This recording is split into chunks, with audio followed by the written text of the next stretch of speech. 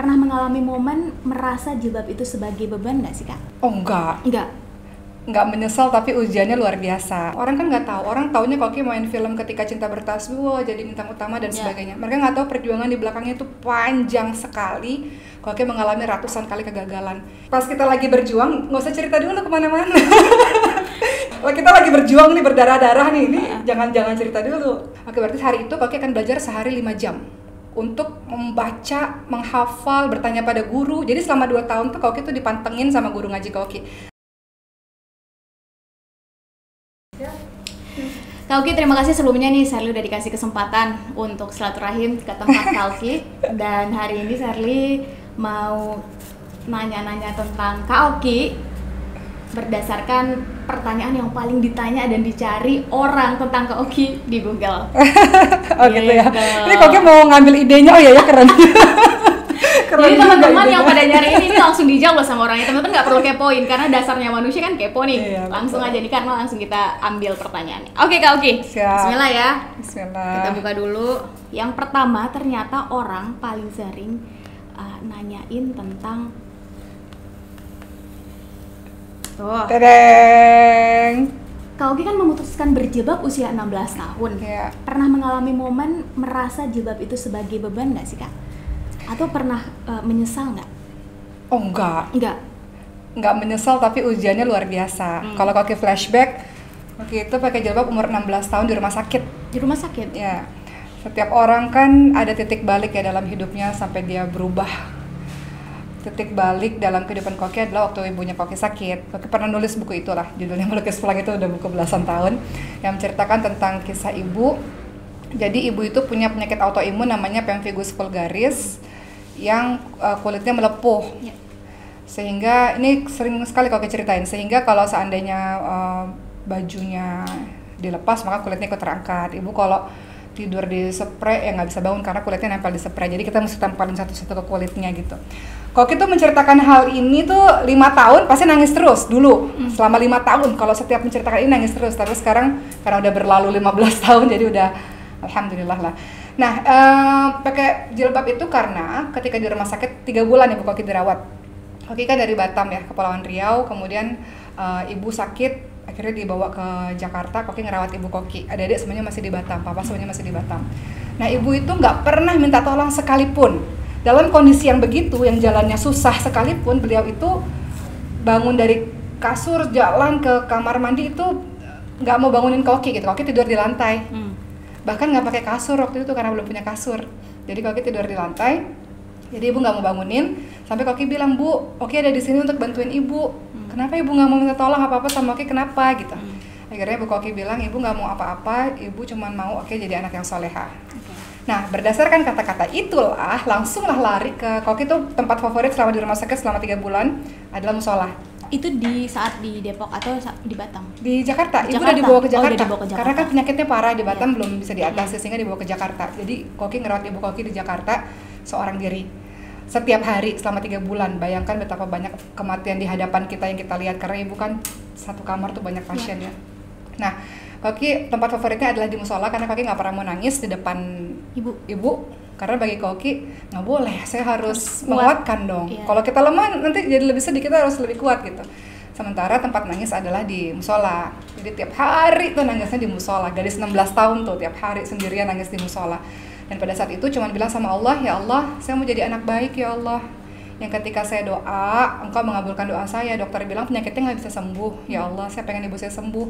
Dan salah satu cara yang bisa menyembuhkan ibu saya adalah permintaan ibu saya mau jadi anaknya, mau jadi anak yang soleha. Jadi Koki waktu itu 16 tahun nggak tahu agama ya. Sholat iya, ngaji iya, cuman nggak mendalami sekali agama. Sehingga bagi Koki, oke, anaknya solehah adalah salah satunya pakai jilbab. Bismillahirrahmanirrahim. Nggak mikir apa-apa, nggak punya jilbab, cuman berapa pasang doang ataupun jilbab sekolah. Bismillahirrahmanirrahim, saya pakai jilbab. Mudah-mudahan dengan jilbab ini saya jadi anak baik. Ini titik balik dalam kehidupan saya. Doa saya yang kau dengar supaya ibu saya sembuh. Ya udah, akhirnya pakai jilbab itu. Dan singkat cerita adalah Koki nggak berkeinginan lepas, enggak, tapi godaannya iya.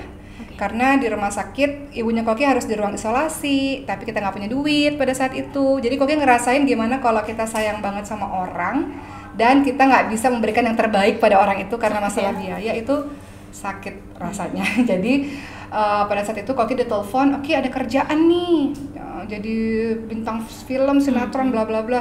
Terus Koki bilang saya udah pakai jilbab, baru sehari. Nah itulah kemudian dia bilang gajinya besar, kamu bisa biayain ibu kamu, bisa buat ini buat itu.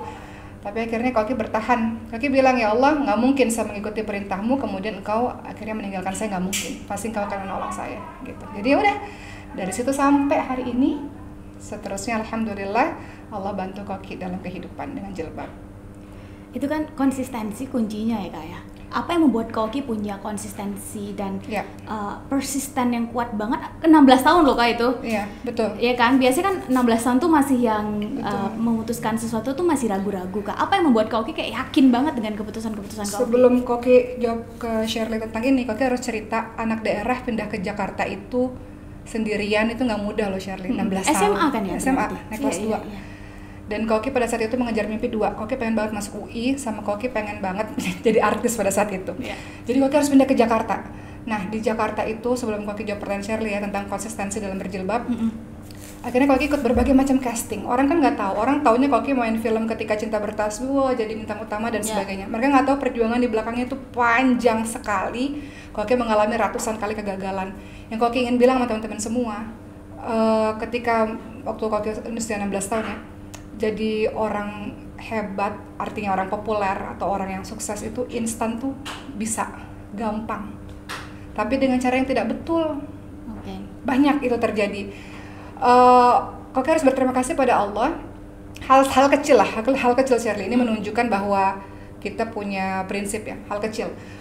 Koki ini kan waktu itu tinggal di Depok dan kemudian harus casting kesana kemari dengan naik bajai, naik kopaja. Dulu, sekarang mah KRL enak ya, dulu tuh kereta api yang aduh luar biasa deh kalau teman-teman di situ sampai nggak bisa gerak deh pokoknya. Nah Koki tuh naik begituan sampai di tempat casting kan banyak tuh cowok-cowok yang ganteng-ganteng deh, mungkin anak-anak muda ya pernah nonton ya, anak-anak cowok ganteng-ganteng. Saya anterin ya kamu pulang ya, saya anterin kamu pulang ya. Tapi Koki bertahan dengan mengatakan enggak, saya pulang sendiri, saya bisa pulang sendiri dengan naik mobil mungkin cuma 20 menit sampai rumah. Tapi Koki memilih saya nggak kenal sama kamu, saya nggak tahu kamu siapa gitu. Mau seganteng apapun, mau sekaya apapun, mau semobil bagus apapun, saya pilih pulang sendiri. Jadi pada saat itu Koki punya prinsip itu gitu, prinsip untuk saya bisa sendiri kok insya Allah gitu, karena saya nggak tahu kamu siapa gitu dan saya nggak tahu kamu maunya apa sama saya gitu.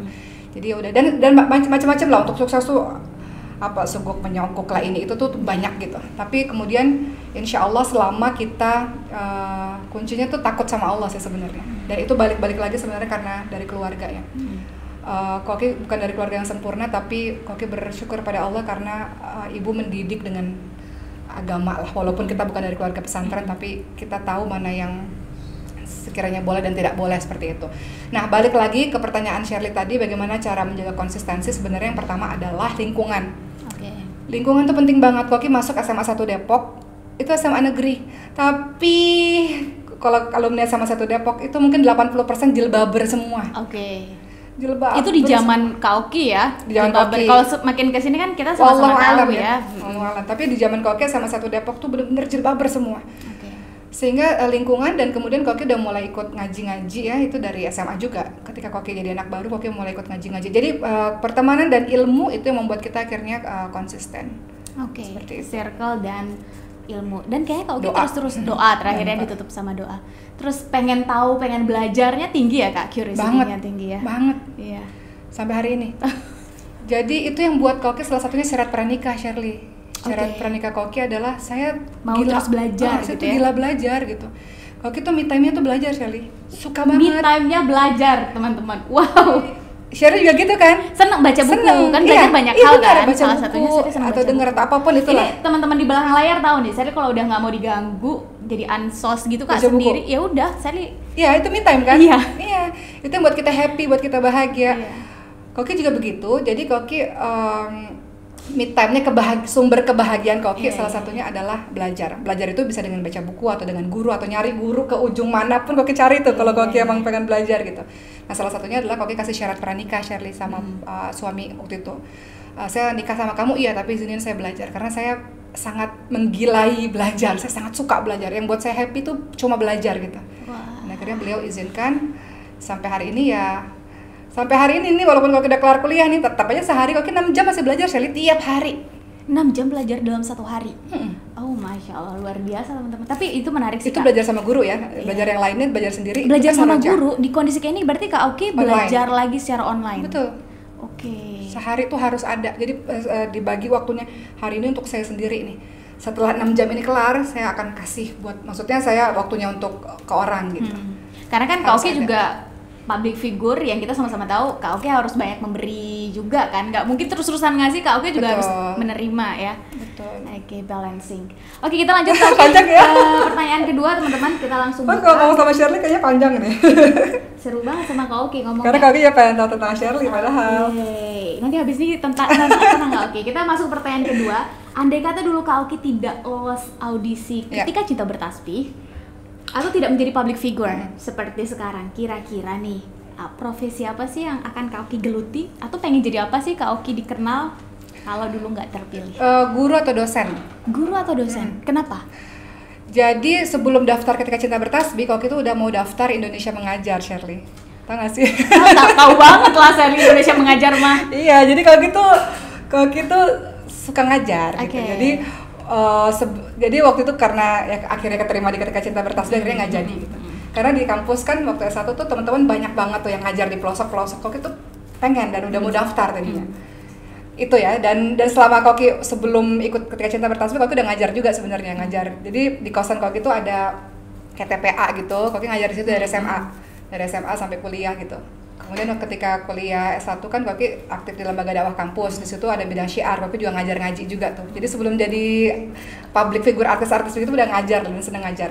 Dan Koki tuh udah pengen banget, selain itu Koki tuh pengen sekolah di luar negeri, Shirley, yang gak kesampaian sampai hari ini. Tapi teman-teman, jadi waktu saya kuliah di Australia, ini Kak Oki ini datang ke Melbourne dan Shirley amazed loh, di tengah beliau dengan kepadatannya, kesibukannya masih sempat belajar pertukaran ya Kak saat itu ya ke Australia. Jadi kemarin juga ke Timur Tengah kan ya kalau nggak salah, sempat ke Jerman. Qura, ya? Ke Jerman. Oh, yang ke Mekah dulu. Itu kan ke luar negeri Kak? Ya tapi kan bukan yang formal gitu. Oke. Jadi kalau gitu padahal waktu S1 itu udah arrange tuh, udah tahu mau kemana. Kalau pengen banget ke Belanda waktu itu.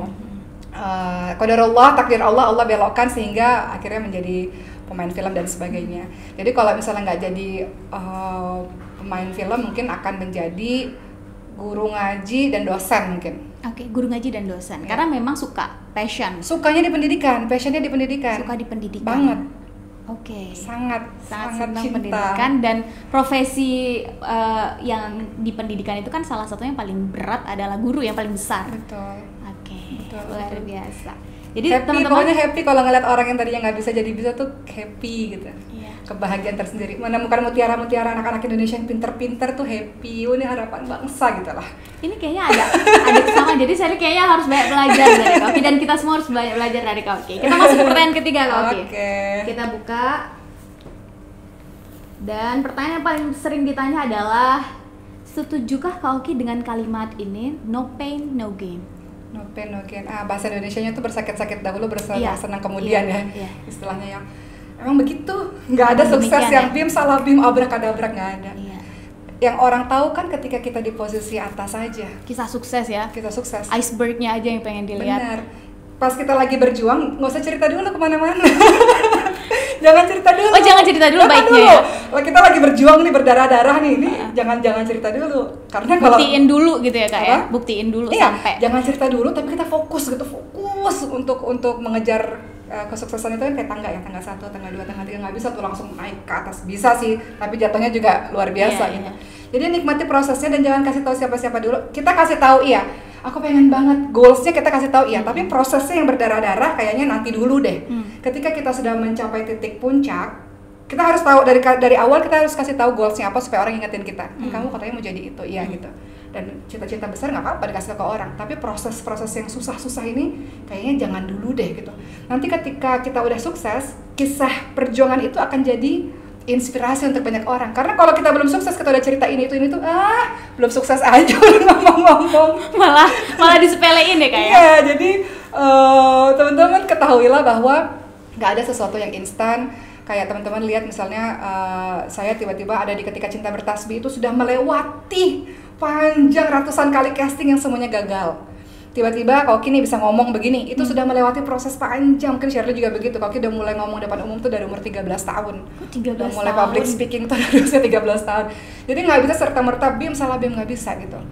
Termasuk juga lah kita belajar Quran, nggak mungkin hari ini kita belajar alif bata kemudian kita langsung lancar, kan semuanya tuh proses. Jadi nikmati proses perjuangan itu, kelak kita akan menjadi cerita indah yang akan menginspirasi banyak orang. Dan yang paling penting dalam mengejar ilmu itu sabar. Sabar itu kayak enak diomongin tapi berat ya Kak. Berat. Sabar. Betul, kadang kita capek.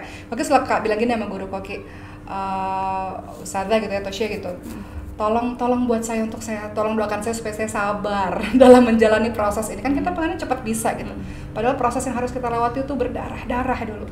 Jadi ya dengan doa guru-guru yang mudah-mudahan kita bisa sabar dalam mencapai apa yang kita inginkan.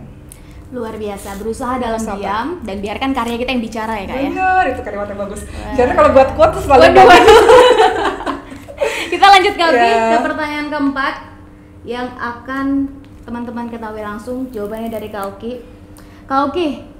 Oki nih kalau boleh memilih ya, kalau boleh memilih dan harus satu. Aduh, jangan pasangan atau anak. Enggak.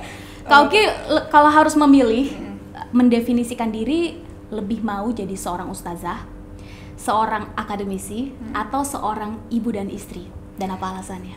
Jadi hamba Allah yang berguna. Ya, itu udah kena semua ya. Tapi kalau di antara tiga ini nih, harus Kak Oki pilih. Pertama apa tadi? Ustazah, akademisi, ibu dan istri. Ibu dan istri lah. Kalau di antara tiga itu ya, ibu dan istri. Ibu itu ustazah bagi anak-anaknya. Iya kan? benar sih. Akademisi kalau juga sekolah tinggi-tinggi itu bukan untuk apa-apa kok. Dia selain untuk kebermanfaatan kepada orang lain lebih banyak, tapi yang paling penting juga adalah untuk mendidik anak-anak Koki sendiri kok. Oke. Supaya anak-anak Koki itu dididik sama seorang dokter gitu loh, Shirley.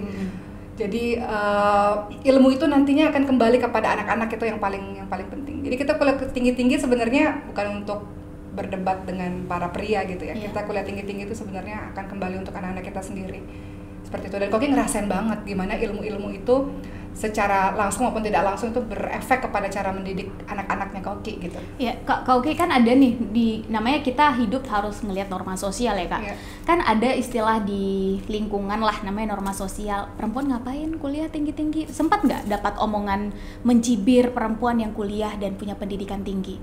Sejauh ini sih enggak sih. Enggak, kayaknya sekarang zaman udah semakin berjalan iya. ya, dan alhamdulillah Koki dapat suami. Tadinya Shirley, Koki tuh nggak mau kuliah. Oke. Karena bagi Koki setelah nikah nggak mau kuliah gitu maksudnya? Bagi Koki S2 tuh cukup lah. Koki tuh nggak kepikiran jadi S3 atau bahkan ke jenjang berikutnya dan sebagainya. Yang justru mendukung Koki untuk terus belajar adalah suami. Karena suami ngeliat Koki tiap hari belajar ke guru siapa. Kata beliau, kayaknya boleh sih belajar ke guru siapa, tapi boleh juga kok untuk lanjutin S3 gitu. Kemudian Koki bilang, oke, saya lanjut S3 berarti ada konsekuensinya, saya butuh support system untuk kita sama-sama saling bagi waktu untuk jaga anak. Dan beliau akhirnya mau, ketika Koki belajar, beliau menjaga anak. Kan kita belajar butuh konsentrasi ya, tiba-tiba mau terus ditarik biasanya sama beliau. Di sini anak-anak umanya lagi belajar gitu. Jadi mendefinisikan Koki adalah sebagai ibu dan istri yang diizinkan oleh suami untuk berkiprah. Kayaknya satu paket ya teman-teman. Ini kayaknya dari sedikit satu orang deh yang bisa kayak begini. Tahu nggak Shirley, suami Koki bilang gini yang Koki terharu banget. Abang sadar ketika abang menikahi adik, manggilnya kan adik. Ketika abang menikahi adik itu bukan punya abang aja, bukan punya anak-anak, tapi juga buat umat. Jadi abang harus tahu diri bahwa abang akan membagikan waktu, adik juga boleh untuk umat gitu. Dulu Bang Uri bilang kayak begitu ke Kak Oki. Itu yang betul. Wow gitu. Jadi maksudnya beliau bilang pasti ada waktu yang abang harus tahu waktu itu memang full untuk umat gitu. Oke. Tuh teman-teman, jadi sebenarnya nggak ada alasan ya perempuan itu untuk menjadikan kondisi sosial sebagai penghalang, Kak. Gini Shirley, balik lagi ke pertanyaan Shirley ya. Kalau kita ngerasain daripada kita ngobrol yang besar-besar, Koki ingin bilang bahwa pendidikan itu ngefek banget kepada setidaknya pengasuhan Koki kepada anak-anak. Oke. Itu berefek dalam manajemen emosi, dalam bagaimana itu ngefek. Entah bagaimana caranya, ternyata pendidikan itu berefek kepada cara Koki mendidik anak-anak. Ya Koki masih ibu yang perlu banyak belajar, tapi Koki tahu kalau Koki nggak melakukan ini, mungkin Koki nggak akan bersikap seperti ini misalnya kepada anak-anak. Oke. Jadi lebih Koki merasa lebih Ya, terbuka pikirannya ya. Oke, Seperti baik. itu. Kita lanjut ke pertanyaan terakhir Kak Uki. Pertanyaannya adalah, wah ini tentang ketika cinta bertasbih nih Kak. Bagaimana ceritanya setelah di ketika cinta bertasbih atau seni peran Kak Oki, Kak Oki bisa memutuskan menjadi seorang ustazah atau tokoh agama lah. Ya kita bisa sama-sama lihat bahwa sekarang kan orang melihat Kak Oki sebagai seorang ustazah, itu ada titik baliknya. Ini panjang nih jawabannya nih. Karena orang bilang kok bisa jadi ustazah padahal skalanya umum. Nah, ini pengen dijelasin. Kecenderungan terhadap agama itu memang sebenarnya Koki dari keluarga besar, bukan keluarga pesantren Shirley, kita sekolah umum semuanya. Tapi memang ibu sejak kita kecil memang ketat dalam urusan agama, dalam artian tiap sore harus ke masjid gitu. Ya TPA yang ngaji terus tiap sore harus ngaji. Kemudian pendekatan Koki terhadap agama lebih-lebih ketika Koki masuk ke SMA 1 Depok. Waktu SMA itu yang membuat Koki lebih dekat lagi dengan agama, karena itu pengajiannya udah mulai aktif di situ. Masuk ke kampus, kembali lagi aktif dengan lembaga dakwah kampus dan lembaga dakwah fakultas. Waktu itu aktivis waktu masih kuliah kan, jadi lagi-lagi di situ. Dan Koki senang dengan mengajar. Koki ngajar-ngajar dari SMA, tapi anak-anak. Dan kuliah ngajar ibu-ibu duafa. Waktu itu di Depok ada namanya Kampung Lio tuh. Nah itu Koki ngajar di situ. Kemudian pada akhirnya Allah takdirkan Koki memerankan karakter ustadzah dalam film Ketika Cinta Bertasbih. Dan qadarullah memang Koki 3 tahun sebelum main film itu Koki udah pakai jilbab lebar kayak gini. Sehingga mungkin di dunia hiburan pada saat itu masih aneh ada orang yang pakai jilbab sepanjang ini. Koki ngalamin, kalau sekarang kan alhamdulillah udah biasa ya. Koki ngalamin dilihat tuh dari atas ke bawah. Mungkin kalau gini-gini di madrasah mungkin banyak, tapi di dunia hiburan kayaknya sih setahu Koki belum ada saat itu. Jadi Koki tuh udah terbiasa dilihatin dari atas ke bawah, bawah ke atas, dan terbiasa jadi berbeda. Akhirnya banyak orang yang nanya dan penasaran, kamu tuh pakai baju apa sih? Dan kenapa? Kenapa sih gitu? Banyak banget yang nanya Shirley, sampai Koki aduh capek nih jawab. Saya nulis buku aja deh. Gitu kan, Koki main film 2008, 2009 tayang, buku itu keluar 2011 karena terlalu banyak pertanyaan yang Koki mau ngasih tahu. Saya itu pakai jilbab karena saya ingin bersyukur kepada Allah atas semua kisah kehidupan yang Allah kasih, termasuk kisah ibu sakit dan sebagainya. Koki tulis buku itu, satu buku itu, dan buku itu jadi bestseller. Nah, itu asal muasalnya tuh, Koki jadi bedah buku kemana-mana. Setelah 1 buku, 2 buku, 3 buku, akhirnya Koki produktif untuk nulis buku di masa remaja gitu. Di masa Koki kuliah tuh sibuk banget dengan nulis-nulis buku gitu. Jadi Koki jarang banget tuh main-main keluar segala macam, nulis buku aja. Nah dari situ, qadarullah 2014 salah satu stasiun TV minta Koki sama kayak Shirley tuh waktu awal tuh ngomong dong berapa menit. 2014 tuh waktu itu. Ngomong dong Ki berapa menit ya? Ngomonglah 7 menit satu segmen gitu. Oke, temanya apa? Oh, temanya tentang jilbab lah, kan Koki sering nulis tentang jilbab, yang di buku Koki aja gitu. Oke, akhirnya Koki ngomong, dan pada saat itu orang suka, diminta lagi, datang lagi ya Ki di acara ini gitu. Sampai akhirnya mereka mempercayakan Koki jadi setiap hari. Untuk belajar agama, hafal Quran dan sebagainya udah Koki lakuin di waktu SMA kemarin ya. Nah, tapi kan Koki perlu pendalaman agama nih. Nah, apa yang Koki lakukan? Akhirnya ketika Koki diamanahkan tahun 2014 itu, Koki tahu ilmu Koki itu belum mumpuni. Tapi Allah kenapa Allah kasih kepercayaan kayak gini gitu? Kayak kepercayaan apa Allah kasih amanah segini, Koki tahu Koki masih bodoh banget, masih segini. Apa yang harus Koki lakukan? Akhirnya Koki itu setiap hari itu sebelum tampil di televisi itu Koki harus belajar selama 2 tahun tuh tiap hari belajar 5 jam. Satu hari Belajar agama. Kan temanya dikasih tahu kan. Hari ini besok ceramah tentang birrul walidain ya, bakti sama orang tua. Oke, berarti hari itu Koki akan belajar sehari 5 jam untuk membaca, menghafal, bertanya pada guru. Jadi selama 2 tahun tuh Koki tuh dipantengin sama guru ngaji Koki. Nonton terus beliau. Kalau ada apa-apa beliau akan kasih masukan. Sampai akhirnya Koki bisa dilepas, beliau akan lepas gitu. Jadi 2 tahun tuh dipantau terus. Nah, dari situ akhirnya ngerasa bahwa ya Allah kasih amanah begitu besar. Ketika Koki ngomong kenapa orang mau denger itu kan Allah tuh anugerah dan juga tanggung jawab besar. Karena banyak sekali orang berilmu, Masya Allah, di luar sana. Kenapa Allah takdirkan Koki bicara sebagian orang mau mendengar, itu kan tanggung jawab besar. Dan zolim Koki kalau Koki nggak belajar gitu. Akhirnya Koki harus belajar terus-menerus sampai hari ini. Koki terus belajar. Dan salah satu kenapa Koki mendirikan pesantren Mas Konfat tahun 2016, karena Koki terlalu takut untuk jauh dari orang-orang soleh. Ciptain supporting system sendiri ya Kak, circle sendiri betul. Gitu. Tahun 2016 umur Koki 27 tahun pada saat itu, dan Koki udah mulai ngerasa kok saya ngerasa nggak melakukan banyak ya untuk orang lain, untuk umat. Saya harus melakukan sesuatu lebih besar. Akhirnya Koki buka Al-Rumah Quran yang kemudian jadi pesantren tahfiz, yang di situ sebenarnya Koki sedang menolong diri Koki sendiri untuk terus berada di circle terdekat. Koki itu harus circle orang-orang soleh gitu. Koki boleh gaul sama siapapun boleh, tapi circle terdekat itu harus mereka, nggak boleh yang lain. Hari-hari Koki harus sama mereka, nggak boleh sama yang lain gitu. Kayak gitu. Luar biasa. Dan untuk teman-teman yang nggak tahu, di Kaoki ini mendapat peran, saya pikir tahu semua sih, tapi untuk teman-teman yang nggak tahu, mungkin anak-anak sekarang nih yang belum tahu kali. Kaoki ini mendapat peran sebagai Ana Altafun Nisa, yang itu tuh peran utama kayak penggambarannya tuh. Kaoki, saya mau nanya nih, ini sebenarnya out of the question, tapi saya mau nanya, ada nggak sih kayak keinginan untuk mendapat peran, kepercayaan gitu ya, tanggung jawab untuk berada di Ana Altafun Nisa gitu ya, yang itu kan ditulis oleh penulisnya itu sedemikian, karakternya kalau cuma baca buku tuh tergambar tuh kayak gimana kalau kita dapat karakter kayak itu, kayak oke, berarti saya harus sampai ke karakter itu dengan cara belajar. Itu gimana kalau itu? Sherry tau nggak sih, sampai hari ini Koki tuh kagum banget sama Ana Altafun Nisa. Ana Altafun Nisa ya, bukan Kristina Dewi. Ini beda orang nih. Koki tuh kagum banget dengan, kalau Ana itu ada di dunia nyata, Koki akan pasti mengidolakan orang ini gitu. Dengan semua cerita hidup yang ada di novel dan di film itu. Dan untuk mencapai peran Ana, Shirley harus tahu, Ana itu nggak bisa dimainin sembarangan, Shirley. Itu Koki harus sesuai standarisasi Ana Altafun Nisa. Koki harus puasa seperti puasanya Ana, sholat malam, ngaji. Itu tingkat keimanannya tuh harus segini tuh. Untuk meranin Ana tuh nggak bisa kamera rolling action jadi Ana, nggak bisa. Menurut Koki ya, waktu Koki meranin peran itu tuh Ana begitu masuk ke diri Koki sehingga apapun yang Ana lakukan, Koki akan lakukan. Sampai Koki tuh inget banget, ya Allah, kan Koki lagi S1 tuh waktu itu di Depok kan. Lagi belajar, itu ceritanya tuh Ana lagi bertengkar sama suaminya. Koki tuh sampai aku dosen lagi ngejelasin kan, Koki sampai bilang gini, ya Allah tolong lindungi rumah tangga Ana Altafun Nisa, ya Allah. Saking Koki tuh sayang banget sama dia. Itu orang baik banget. Padahal itu di dalam novel ya Kak ya. Tapi dia itu nyata, dia gimana ya, susah ngejelasinnya. Tapi Koki yang meranin, tapi dia tuh orang, Koki dan dia kan orang yang berbeda. Sampai Koki tuh selalu bilang dia tuh orang baik, sangat baik gitu.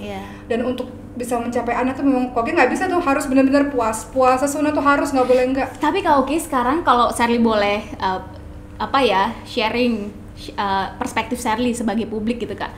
Shirley melihat ya kalau orang ngomong Altafun Nisa yang langsung muncul tuh Okky Setiana Dewi, karena ya Kak Okky yang memerankan. Itu gimana setelah Ketika Cinta Bertasbih, menurut Kak Okky adakah tanggung jawab untuk Ana Altafun Nisa itu adalah Okky Setiana Dewi? Ini Koki mau cerita mundur ya, itu pemilihan Ana Altafun Nisa itu juga unik. Koki bukan Ana Altafun Nisa tadinya. Sebenarnya bukan Koki. Bukan, Koki tuh milih peran Husna kan. Karena Koki tahu Ana tuh terlalu sempurna untuk Koki. Ana tuh dari kecil pesantren belajar agama. Koki itu kan orang umum, sekolah di sekolah negeri, biasa gitu. Tiba-tiba pada saat pemilihan itu dari 7.000 orang, mereka nggak ketemu Ana Altafun Nisa. 7.000 orang nggak ketemu Ana Altafun Nisa. Mereka cuma ketemu Husna itu Koki. Mereka kasih peran Husna tuh untuk Koki. Sampai di detik-detik pengumuman di TV live, mereka nggak ketemu Ana itu siapa. Sampai akhirnya udahlah ini aja nih kalau jadi Ana. Koki. Nah, ini aja jadinya, yang lain yang ini jadi Husna. Jadi peran Ana itu dengan sebegitu mudahnya Allah kasih. Karena mereka nggak ketemu Ana dari 7.000 orang itu.